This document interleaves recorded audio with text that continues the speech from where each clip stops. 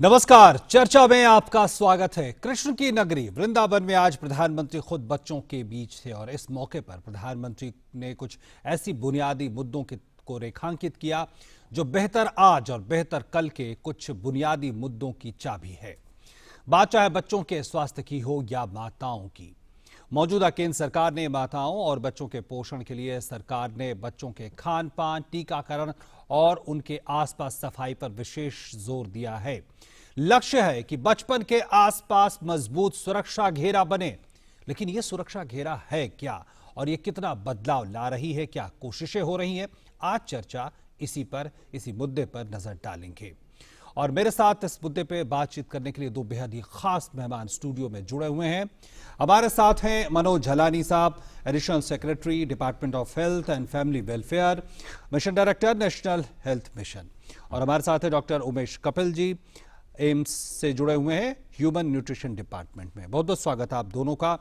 हम चर्चा करेंगे इनसे, लेकिन सबसे पहले नजर डाल लेते हैं कि प्रधानमंत्री आज किन किन मुद्दों पर जोर दिया है। प्रधानमंत्री ने आज केंद्र सरकार की ओर से बच्चों के लिए चलाई जा रही योजनाओं का जिक्र किया और ये कहा कि उनकी सरकार नौनिहालों की सेहत और सुरक्षा के लिए हर संभव काम कर रही है।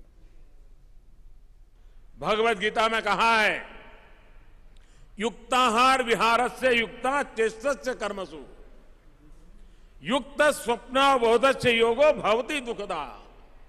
मतलब जिसका आहार, आचार और चाल संतुलित हो, जो नियम से सोता और जागता हो, ध्यान का रास्ता उसके सभी दुखों को समाप्त कर देता है।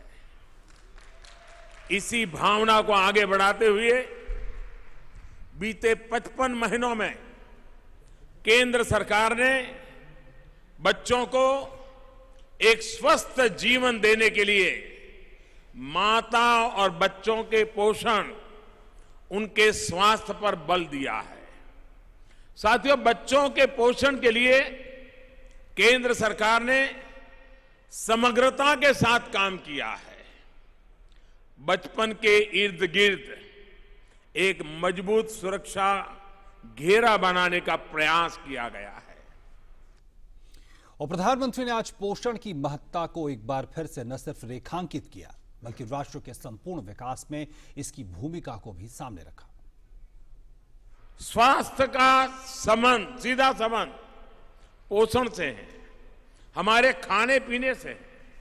यदि हम सिर्फ पोषण के अभियान को हर माता, हर शिशु तक पहुंचाने में सफल हुए तो अनेक जीवन बच जाएंगे। इसी सोच के साथ हमारी सरकार ने पिछले वर्ष राजस्थान के झुंझुनू से देश भर में राष्ट्रीय पोषण मिशन की शुरुआत की थी। और देश में जब से संपूर्ण टीकाकरण का अभियान इंद्रधनुष शुरू हुआ है, तब से एक बड़े बदलाव ने आकार लेना शुरू किया है। इंद्रधनुष कार्यक्रम ने अब तक 3 करोड़ 40 लाख बच्चों के जीवन को सुरक्षित किया है, तो लाखों माओं को भी बेहतर जीवन का भरोसा दिया है। टीकाकरण के अभियान को मिशन मोड पर चलाने का फैसला लिया। मिशन इंद्रधनुष के तहत देश के हर बच्चे तक पहुंचने का लक्ष्य तय किया गया। साथियों, अब तक इस मिशन के तहत देश में लगभग 3 करोड़ 40 लाख बच्चों और करीब करीब 90 लाख गर्भवती महिलाओं का टीकाकरण करवाया जा चुका है। जिस गति से काम हो रहा है, उससे तय है कि संपूर्ण टीकाकरण का हमारा लक्ष्य अब ज्यादा दूर नहीं है। तो चाहे हम बात कर लें राष्ट्रीय पोषण मिशन की, चाहे मिशन इंद्रधनुष की, या फिर मिड डे मील जैसी योजनाओं की बात कर लें, बेहतर भविष्य की तरफ ये बढ़ते कदम है। और हमारे साथ हमारे विशेषज्ञ मौजूद हैं।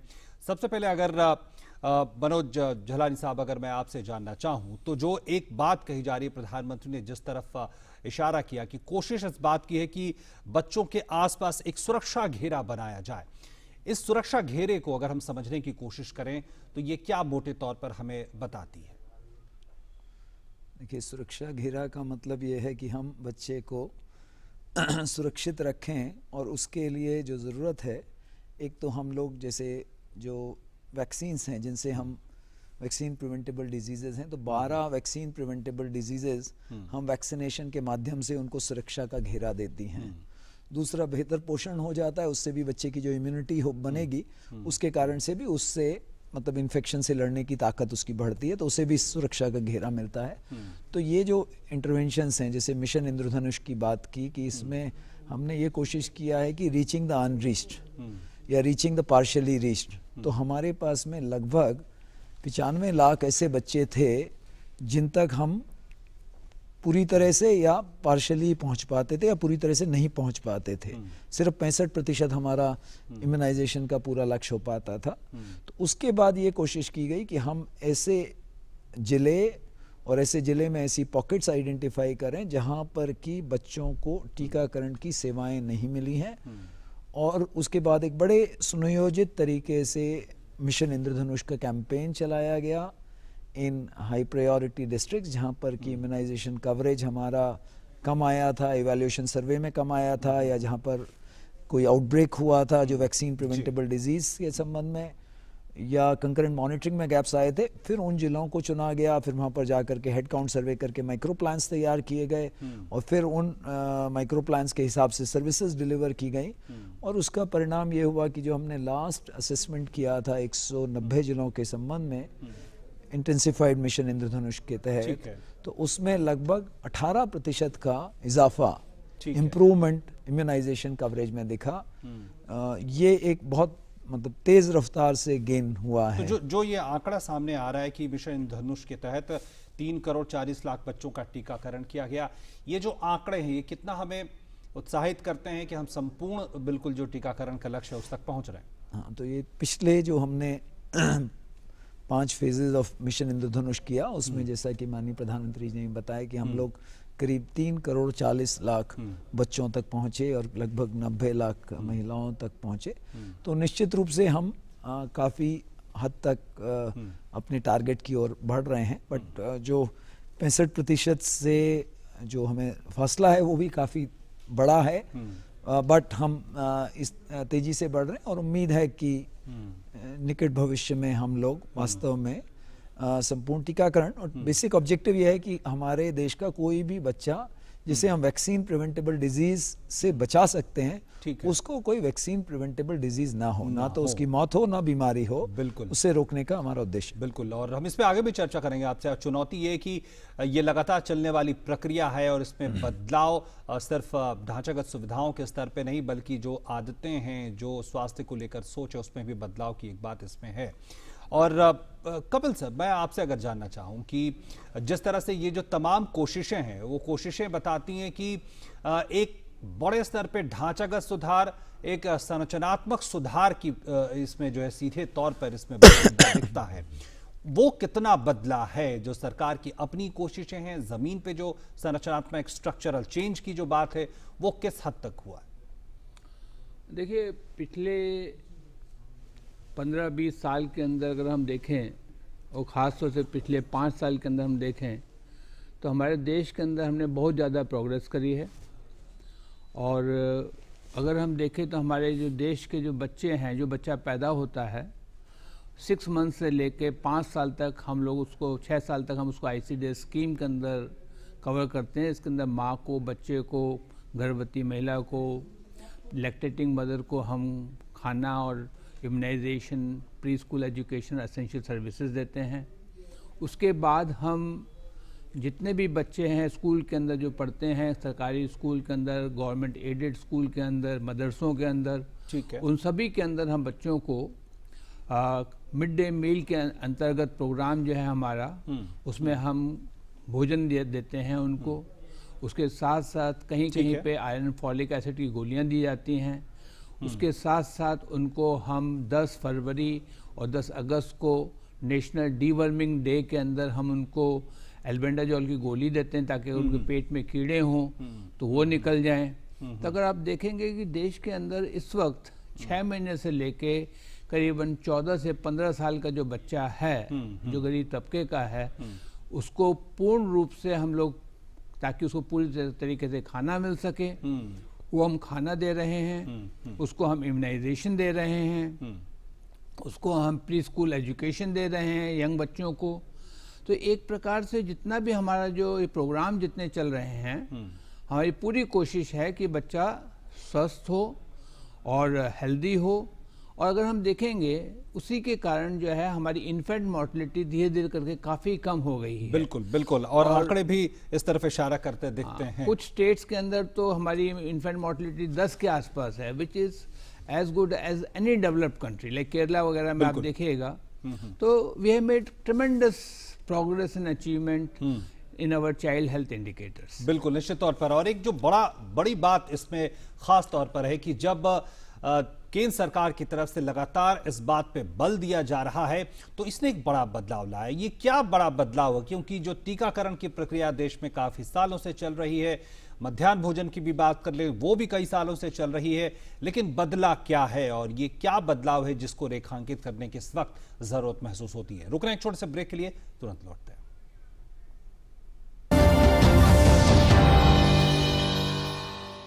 शेड्यूल कास्ट, शेड्यूल ट्राइब के एंटरप्रेन्योर के लिए एक हब के निर्माण का आज लुधियाना की धरती पर पूरे देश के लिए इस योजना का मैं शुभारंभ कर रहा हूं।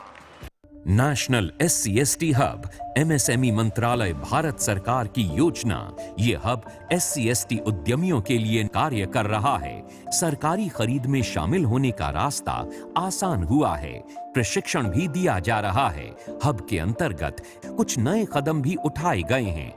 बैंक से लोन लेने की प्रोसेसिंग फीस, सरकारी टेंडर की बैंक गारंटी, मान्यता प्राप्त लैब में जांच के शुल्क की रीएम्बर्समेंट शामिल है। मैनेजमेंट कोर्स की फीस की वापसी का भी प्रावधान है। और अधिक जानकारी के लिए SC/ST हब के नजदीकी शाखा कार्यालय से संपर्क करें। टोल फ्री नंबर 1800-111955 या scstHub.in पर भी संपर्क कर सकते हैं। बंधन की ताकत से गौरव की पहचान है हम, शुद्धता के वादे से हर कदम साथ है हम। RINL Vizag steel. सरिता जी, इन दिनों आप अपने खान पान का ध्यान तो रखती हैं ना? अरे ये क्या, भोजन में साधारण नमक? आयोडीन युक्त नमक का इस्तेमाल करें। आपके शरीर में आयोडीन की कमी से आपका शिशु शारीरिक और मानसिक रूप से कमजोर हो सकता है। आयोडीन नमक इन सारी परेशानियों से आपको बचा सकता है। ये नमक बाजार में आसानी से उपलब्ध है। बच्चों को हंसता खेलता बचपन दें, अपनी संतान का भविष्य संवारें। सवारी जिंदगी चुटकी भर नमक, आयोडीन नमक। अपने 2 व्हीलर को दीजिए हाईएस्ट माइलेज का इंश्योरेंस नेशनल इंश्योरेंस की long term 2 wheeler package policy के साथ। National insurance, trusted since 1906। अरे भैया, क्या हमेशा के लिए बैंगलोर जा रहे हो क्या? प्लानिंग तो परफेक्ट होनी चाहिए ना। अब वहाँ किसी चीज की जरूरत होगी तो क्या भोपाल वापस आऊंगा? फिर ठीक है, लेकिन वहाँ अपना आधार अपडेट करना नहीं भूलना। आधार अपडेट? हाँ। पर कैसे करवाऊँ? किसी भी बैंक या पोस्ट ऑफिस के आधार केंद्र में जाकर आप अपने आधार को अपडेट करवा सकते हैं और एड्रेस के लिए UIDAI की वेबसाइट पर जाकर खुद बदल सकते हैं। जीवन को आसान बनाने के लिए हम हैं आधार के साथ। मेरा आधार, मेरी पहचान। और ब्रेक के बाद एक बार फिर से आपका स्वागत। चर्चा में आज हम बात कर रहे हैं बच्चों के स्वास्थ्य से जुड़ी, जो गर्भवती माएँ हैं उनसे जुड़ी हुई मुद्दों को लेकर के किस तरह के कोशिश ये है कि एक सुरक्षा घेरा बनाया जाए ताकि कई ऐसी बीमारियां हैं जिससे समय रहते एक सुरक्षित पुख्ता इंतजाम हो सके। मनोज जी, अगर मैं ये जानना चाहूँ कि जो एक बात हम कह रहे थे कि जो एक सुरक्षा घेरा की बात और लगातार कई योजनाएं कोशिश की जा रही हैं, लेकिन जो अब ये राजनीतिक एक विमर्श के केंद्र में आया है और एक प्राथमिकता में शामिल हुआ है सरकार की, केंद्र सरकार की, तो ये इसने कितना कुछ बदला है और जिसके कारण ये जो सफलता की दर जो बढ़ी हुई हम देख रहे हैं, ये आंकड़े हमारे सामने आ रहे हैं। देखिए, इसमें बहुत महत्वपूर्ण है कि पॉलिटिकल डिस्कोर्स में हेल्थ एक सेंट्रल भूमिका निभाए। और हम देखते रहे कि जो विकसित देश हैं वहाँ पर हमेशा से, बिकॉज हेल्थ मतलब सारे जीडीपी में सबसे ज़्यादा खर्च हेल्थ में होता है, तो हेल्थ को लेकर के चुनाव में वो एक बहुत हॉट मुद्दा रहता है। और ये खुशी की बात है कि हेल्थ अब देश के अंदर भी एक सेंट्रल एजेंडा के रूप में आगे बढ़ रहा है, और वो बहुत अच्छा है क्योंकि उससे एक सभी जो लेवल पे गवर्नमेंट्स हैं, central government, state governments, local governments, वो सब लोग इस बात पर ध्यान देंगे कि हमें स्वास्थ्य के क्षेत्र में भी अच्छा काम करना है और उसके लिए भी हम लोग अकाउंटेबल होंगे। जो तो नीतियों का निर्माण ही नहीं करते, उनको लागू करते हैं, तो आप लोगों को कितना इससे फर्क पड़ा है? नहीं, तो बहुत फर्क पड़ा है। तो हमने खैर अभी देखिए नेशनल हेल्थ पॉलिसी बनाई, नई नेशनल हेल्थ पॉलिसी बनाई, और अब जो है जैसे एक बड़े सुनियोजित तरीके से हम लोग ये प्रोग्राम्स को इम्प्लीमेंट करते हैं, जैसा मैंने बताया। तो अब एक बड़ा टारगेटेड अप्रोच लिया हमने कि ऐसे जगहों पर देखें जहाँ पर प्रॉब्लम है। फिर उसके बाद कन्वर्जेंस की बात हुई, तो सभी विभागों ने मिलकर के एक साथ हेल्थ के लिए काम किया। और एक चीज जो देखने में आ रही है कि हमने मिशन ये कब पूरा होगा इसका एक लक्ष्य बना दिया, एक समय अवधि तय कर दी, तो ये कितना बड़ा बदलाव और उसने कितनी मदद की है? हाँ जी हाँ, मतलब एक सेंस ऑफ अर्जेंसी एक क्रिएट हुआ है कि सबको हमें, बिकॉज हमारा जो लक्ष्य था वो तो 2020 तक का वो करने का था, पर प्रधानमंत्री जी ने प्रगति का जब रिव्यू हुआ जिसमें सभी चीफ सेक्रेटरीज थे, तो समय सीमा अवधि और कम उन्होंने कहा कि आप इसको व्हाई शुड यू थिंक कि हमें 2020 तक जाना है, हम क्यों नहीं इसे 2018 तक इसे अचीव करने का वो करें। और सभी लोग अगर हम साथ काम करेंगे, सेंट्रल गवर्नमेंट, स्टेट गवर्नमेंट्स, तो हम ये अचीव कर सकते हैं। तो एक sense of urgency for various critical programmes जिनसे बच्चों का स्वास्थ्य का, ज़िंदगी का सवाल है, उनको वो अर्जेंसी मिली। और फिर एक सुनियोजित ढंग से, जिसमें एक बड़ा सघन मॉनिटरिंग, इसमें हमने बड़ी रेगुलर मॉनिटरिंग होती है। बिल्कुल। और इंटेंसिव, हमारे मंत्री जी भी सब रेगुलर वीसी करते हैं, सभी स्टेट गवर्नमेंट से, स्टेट के मंत्रियों से, स्टेट के सेक्रेटरी से, कलेक्टर से। और इस बार का जैसे कलेक्टर्स के अवार्ड्स भी हैं, वो भी मिशन इंद्रधनुष में। तो एक फोकस हेल्थ के ऊपर पूरे मिशनरी जो ऊपर से नीचे तक है उसमें आया है, और उसके कारण से परिणाम भी सामने आ रहे हैं। बिल्कुल। अब एक खास बात उमेश, अगर मैं जानना चाहूँ कि जो मिड डे मील, इसको लेकर काफ़ी चर्चा रही है, हम जानते हैं काफ़ी लंबे समय से भी ये योजना चल रही है, लेकिन इसमें जो एक परेशानी आती थी जो है कि किस तरह से भोजन पहुँचेगा, उसकी न्यूट्रिशन किस तरह से सुनिश्चित किया जाएगा कि हाँ उसमें पोषक तत्व हैं, ये सब सारी चीज़ों को लेकर जो पिछले 4-5 सालों में जो बदलाव हुए हैं, और ये जो जिस तरह से गुणवत्ता बनी रहे, ये जो सुनिश्चित किया गया है, इसको लेकर कितना आप आश्वस्त महसूस करते हैं? देखिए, ऐसा है कि नेशनल न्यूट्रिशन मिशन के अंदर खास तौर से 2% of total cost of food जो है वो मॉनिटरिंग के लिए रखा गया है। अगर 100 रुपये खर्चा होता है प्रोग्राम में, तो उसमें 2% या 2 रुपया इंटेंसिव मॉनिटरिंग के लिए रखा गया है। ये जो 2% है, ये पहली बार ही किसी प्रोग्राम में रखा गया है, ईयर मार्क किया गया है। और ये सारे ही हेल्थ प्रोग्राम में होना चाहिए जहाँ तक मेरी समझ में है। ठीक है। ताकि एक कंकरेंट मॉनिटरिंग हो और मॉनिटरिंग का डाटा प्रोग्राम के मैनेजर्स को मिले। और ये जो प्रोग्राम जो चलाया गया है, ठीक है, जो मिड डे मील का प्रोग्राम है, इसमें ये प्रावधान है। और ख़ास तौर से इसमें एक और ख़ास बात ये रही है कि जैसे जैसे कॉस्ट ऑफ फूड बढ़ी है, ठीक है, उसी प्रकार से इन्होंने कॉस्ट ऑफ फूड पर बेनिफिशियरी बढ़ाया है। ठीक है, बिल्कुल। तो ये बहुत महत्वपूर्ण बात है और ये बड़ा बदलाव है कि लगातार निगरानी बढ़ी है और निगरानी ने कई चीजें सुनिश्चित की हैं, जिसकी वजह से ये जो सकारात्मक आंकड़े हैं वो हमारे सामने हैं। रुक रहे हैं, और छोटे से ब्रेक के लिए आप बने रहिए हमारे साथ।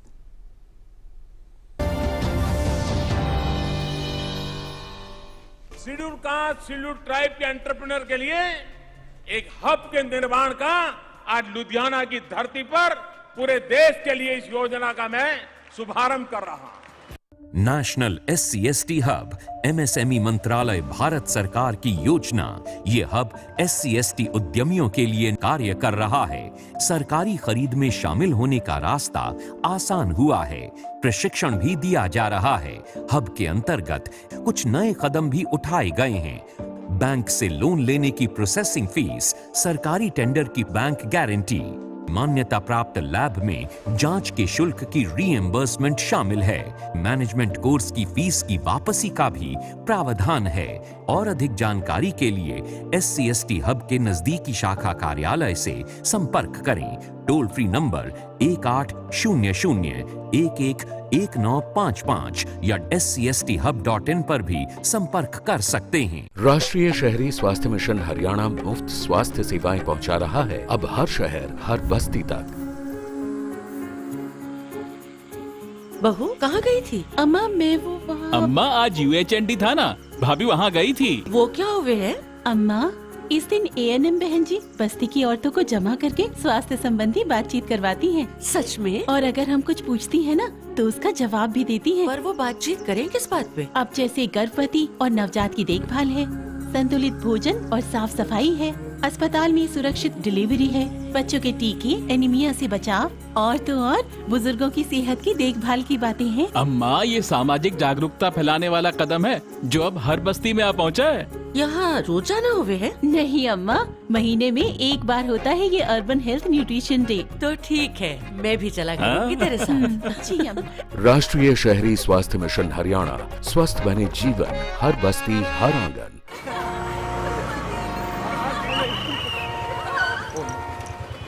बैठिए मैडम बैठिए। अरे देखो इनको, इनकी नाक देखो, बिल्कुल अपने पिताजी से मिलती है। देखो इसकी आंखें देखो। पता है तेरे पिताजी ने हमें हंसाया है, रुलाया है, मनोरंजन दिया है। मतलब वो कौन सा गाना था? एक चतुर नार बड़ी होशियार, क्या गाना था वो? ओए बेटो तू यहाँ क्या कर रहा है? और ये दोनों लड़कियां कौन है? देखिए भाई साहब, आप कौन है? जी मैं इसका बाप हूँ। आप इसके बाप हैं? महमूद का बेटा नहीं है तू? अरे हास्य कलाकार महमूद, ये तेरे बाप का रोड नहीं है? जी नहीं। तो फिर बिना हेलमेट के दो लड़कियों को बिठा के व्रूम व्रूम करते शर्म नहीं आती तुम्हें? जवान तो कटेगा भैया तेरा। और अभी उतर के लेके जाओ। आपकी और सबकी सुरक्षा के लिए कृपया ट्रैफिक नियमों का पालन कीजिए, क्योंकि रोड किसी के बाप का नहीं है। शाबाश। सड़क सुरक्षा जीवन रक्षा।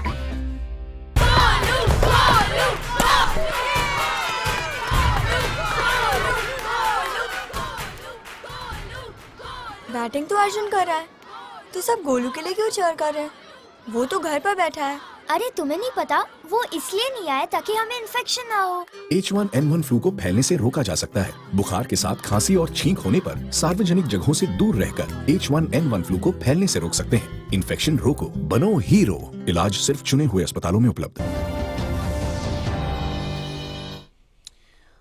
ब्रेक के बाद एक बार फिर से आपका स्वागत। और हमारे पास समय बिल्कुल खत्म हो गया। मनोज जी, मैं एक आखिरी सवाल आपसे जानना चाहूँगा कि जो बच्चे हैं उनको टीकाकरण किया जा रहा है, जो गर्भवती माएँ हैं उनका टीकाकरण किया जा रहा है, एक सुरक्षा घेरा बनाया जा रहा है, लेकिन ये एक लगातार चलने वाली प्रक्रिया है क्योंकि आगे भी बच्चे होंगे और माएँ बनने की संभावना होगी, लेकिन उसको कैसे सुनिश्चित किया जा रहा है कि ये जो लगातार प्रक्रिया है वो जारी रहे, यही तेज़ी जारी रहे? कि सारा का सारा जो लर्निंग हमने किया है मिशन इंद्रधनुष का, उसको हमने रूटीन इम्यूनाइजेशन प्रोग्राम में भी इनकॉर्पोरेट किया है। तो वो जो माइक्रो प्लान्स हम लोगों ने अभी मिशन इंद्रधनुष के लिए बनाए थे टू रीच द अनरीच्ड, जो जैसे कहीं कंस्ट्रक्शन साइट्स हैं, अर्बन स्लम्स हैं, हार्ड टू रीच एरियाज, और उन सब को हमने अब रूटीन इम्यूनाइजेशन प्रोग्राम में रख लिया है। उसका एक सघन मॉनिटरिंग तंत्र है, IT सिस्टम है, जिससे हम ये ट्रैक कर सकेंगे कि सभी गर्भवती महिलाओं को और बच्चों को जो भी ड्यू टीके हैं वो ज़रूर लगें। बिल्कुल, निश्चित तौर पर तो न सिर्फ निगरानी, न सिर्फ योजनाओं का पहुंचना, बल्कि लगातार इस तेजी मिशन मोड को जारी रखना, ये इस पूरे ताले की कुंजी साबित हो सकती है। बहुत बहुत धन्यवाद उमेश जी आपका हमारे साथ जुड़ने के लिए, और आपका जुड़ने के लिए मनोज जी हमारे साथ, और हमारे इस खास कार्यक्रम में इतना ही दीजिए इजाजत। नमस्कार।